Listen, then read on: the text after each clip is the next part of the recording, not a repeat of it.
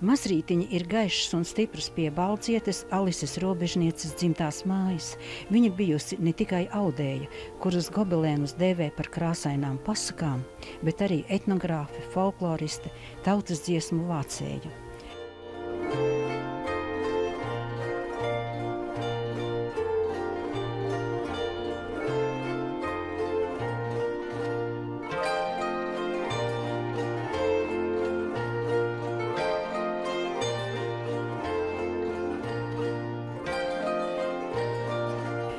Mazrītiņos joprojām var aplūkot arī viņas tēva, kurpnieka Oskara Damrozes darbus un darba rīkus.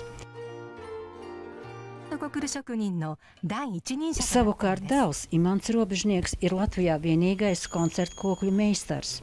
Japānas sabiedriskā televīzija pat uzņēmusi filmu, cenšoties parādīt, kā tiek darinātas koklis, kā koklei tiek iedota dvēseli, ko tās skaņa pasaulē stāsta par Latviju.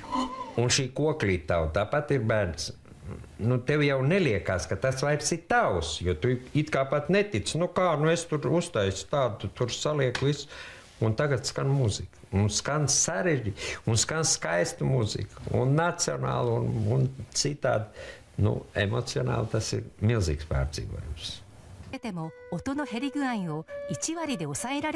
Arī puķu draugi Mazrītiņos televizora ekrānā varēja vērot, kur Japāņu acīm raugoties meklēt latvisko identitāti un varbūt arī eksotiku.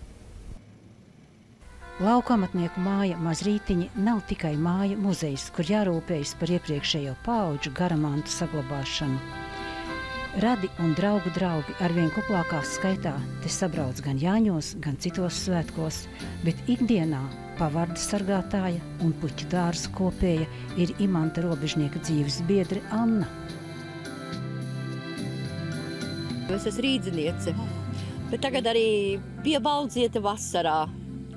Es kopju uzturu, lai neaizaugtu mana. Bet tad var uzturēt tik daudz puķu.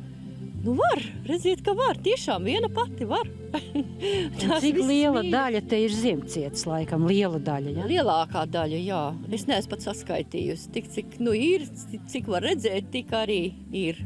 Jā. Un tad, kad vīrmāte aizgāja, palika arī kāds puķu dārs. Jā, tās es īpaši. Ir atstātas arī vietas, kur tieši viņa šo puķi ir ielikusi, un tā arī tur ir, protams, papildinājušās puķītes. Kuras ir tādas, kur aizsākums ir meklējams viņas laikos?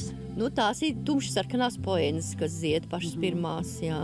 Un tās dižās delfīnijas? Delfīnijas, tās arī viņas delfīnijas, jā, tās ir viņas delfīnijas. Vienīgi viņu vietu ir mainījusi bišķīt, jā.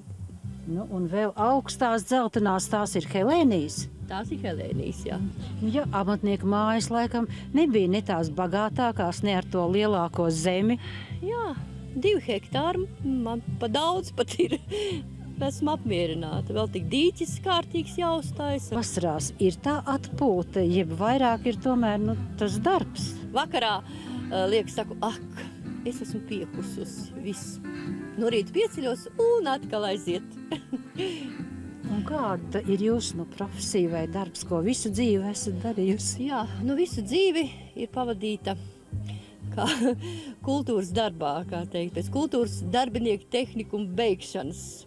Nostrādāts gan Rīgā, gan Salaspils kultūras namā enerģētiķis, kā režisori, kā kultūras darbvadītāji. Un tagad šis darbs man ir te.